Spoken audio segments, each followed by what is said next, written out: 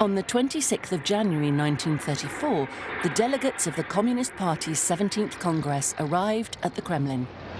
The party's dignitaries arrived by car, like Kirov and Molotov.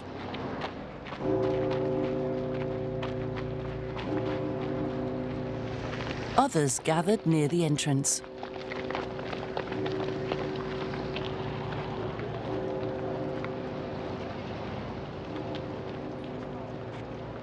Stalin!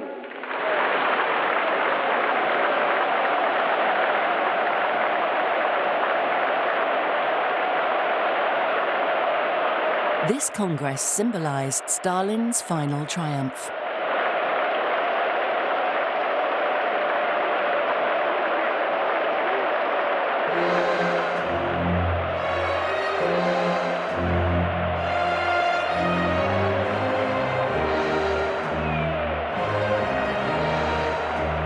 He is on the tribune, surrounded by his personal guard.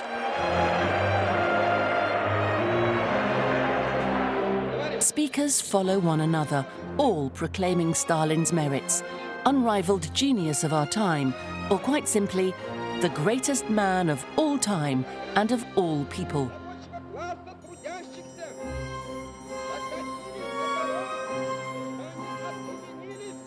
Amid the never-ending flow of praise, no one questioned the decisions of 1929 to 1930. Decisions that led to catastrophic results. Agriculture production dropped by 40%. Starvation, purchasing power dropped by 50%. Political repression exploded. Forced labor expanded.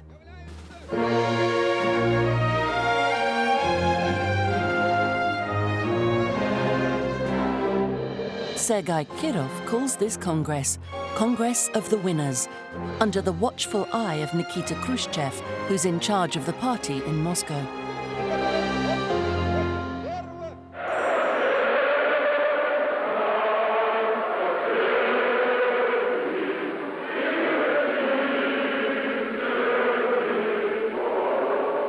Stalin explains the difficulties encountered during the process of building socialism.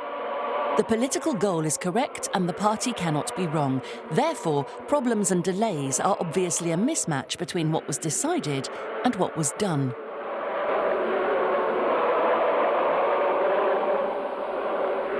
The 5-year plan couldn't be carried out because of sabotage. The conspiracy theory helps explain the major difference between what was promised and what was done, between speeches and reality.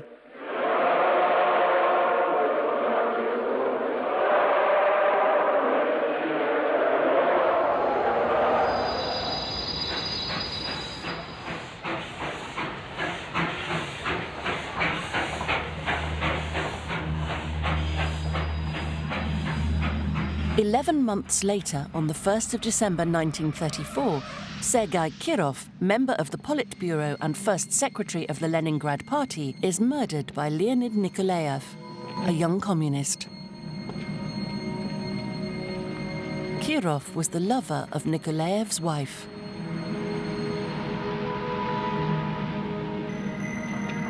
Kirov's assassination, an isolated action by a jealous husband, is a blessing for Stalin. He uses Kirov's murder to trigger the repression.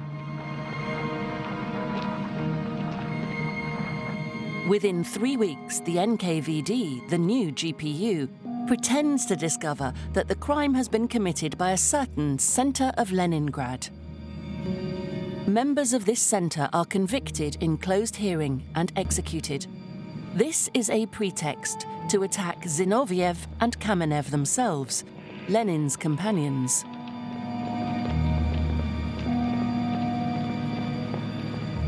They are arrested and convicted on the basis of ideological connivance with Kirov's assassins. The repressive machinery is getting out of hand.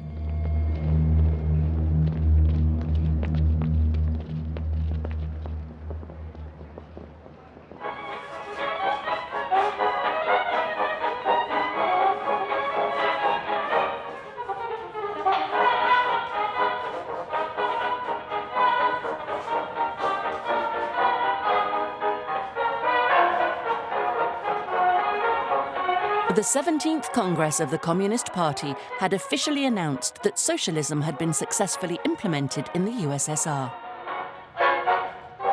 To quote the pompous words used, this was the beginning of an era of unprecedented abundance in the history of mankind.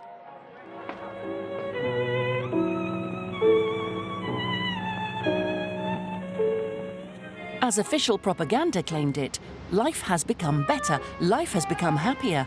These words were taken from one of Stalin's speeches and are displayed in all public areas and even on the entrance gates to the labor camps.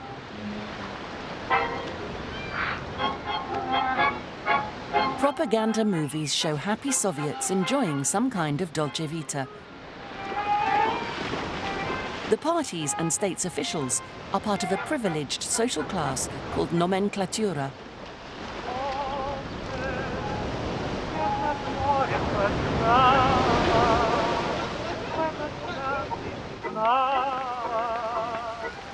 And while waiting for abundance to benefit everyone, it certainly benefits a few thousand apparatchiks who are able to enjoy material advantages such as comfortable apartments, special shops, and vacations near the Black Sea.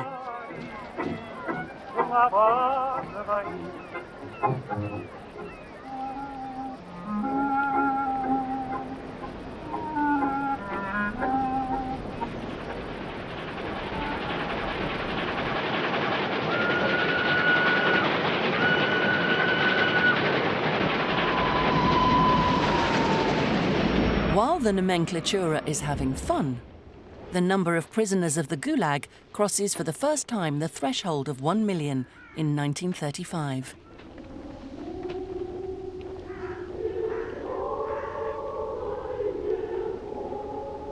One million prisoners and another million outcasts called specially displaced. People deported to settlement villages, usually located in the same hostile regions as the Gulag's camps.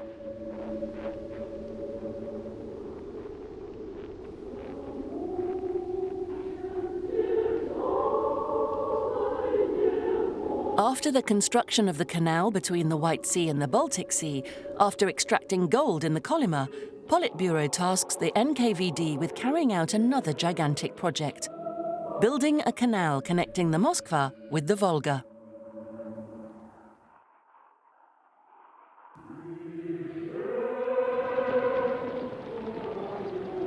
In 1933, as soon as the construction of the canal between the White Sea and the Baltic Sea is completed, part of the BBK's labour is moved to the massive Demytlag construction site, which got its name from the camp in charge of the work on the Moskva-Volga Canal.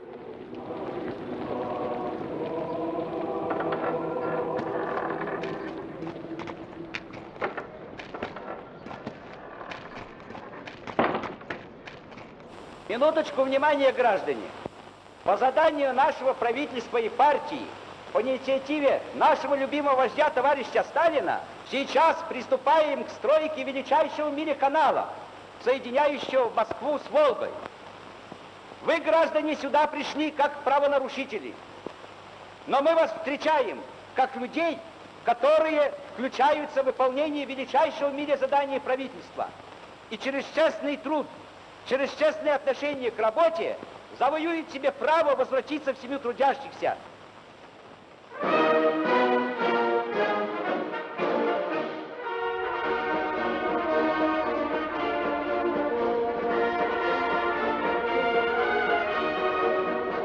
Once more, the regime's propaganda shows how such tremendous work is being carried out to music.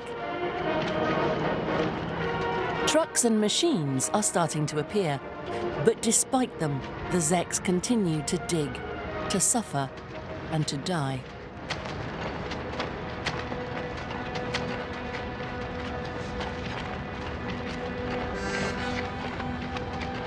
During its apex, almost 200,000 prisoners work on the project. 30,000 of them die there.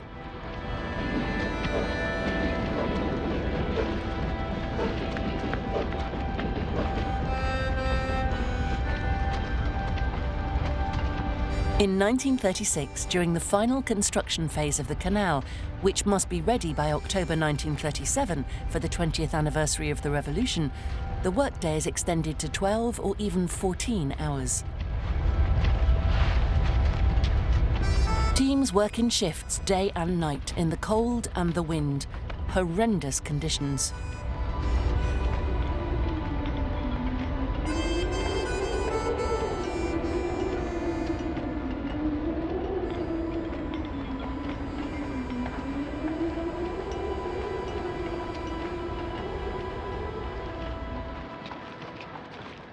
Stalin himself pays a visit to the site.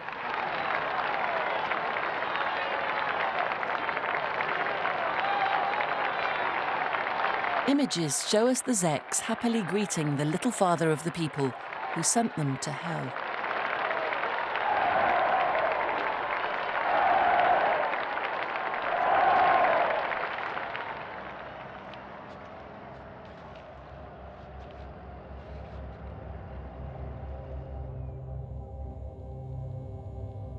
Yet another huge construction is launched, using the forced labor of the Gulag, the track for a second Trans-Siberian called BAM, Baikalo-Amurskaya Magistral.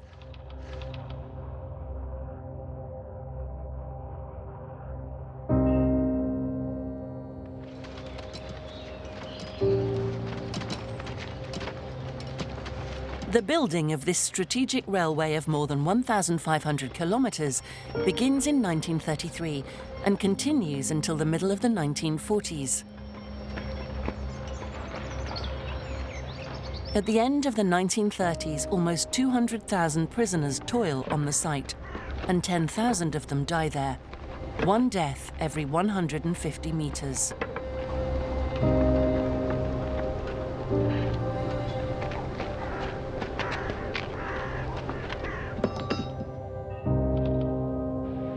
In the vast area of the Ukhta and Pechera north of the polar circle, the ground is full of oil and coal.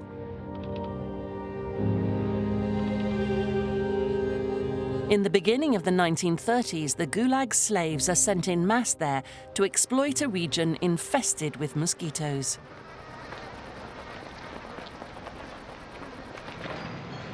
"100,000 Zeks are digging shafts to extract the ore. Soon there will be 20 coal mines."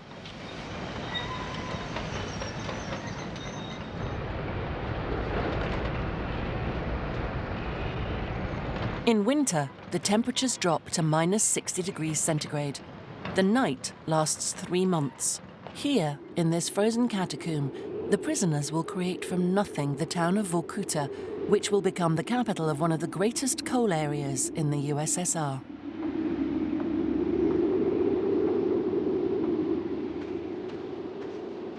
The NKVD sends to Vorkuta the most dangerous political criminals, as they call them.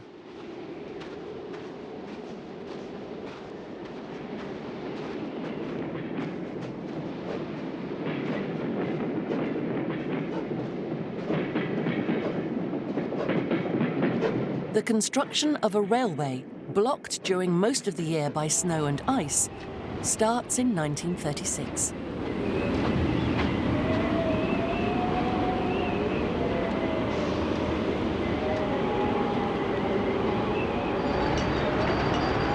In the middle of the 1930s, the Gulag has become a giant administration that uses the workforce of all prisoners in the USSR. The Gulag industry becomes an essential cog of the Soviet economy.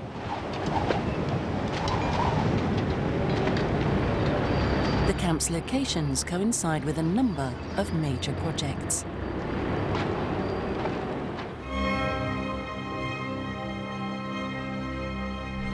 200,000 prisoners are digging the canal connecting the Moskva to the Volga in the Dmytlag. 70,000 prisoners handle the maintenance work of the White Sea-Baltic Sea Canal in the Belbaltlag. 100,000 prisoners work in the oil and coal deposits of the Ukhta and Pechera region and build the town of Vorkuta in the Ukht-Pechlag. 30,000 prisoners are extracting resources from the virgin lands of Kazakhstan in the Karlag. 60,000 prisoners work in the coal mines of Kuzbass in the Siblag. 70,000 prisoners build the railway and the roads in the Khabarovsk region in the Dalag. 200,000 prisoners build the railway connecting the Baikal Lake to the Amur River in the Bamlag. 80,000 prisoners extract gold of the Kolyma in the Dalstroy. Concentration camp-like facilities appear everywhere, like metastasis.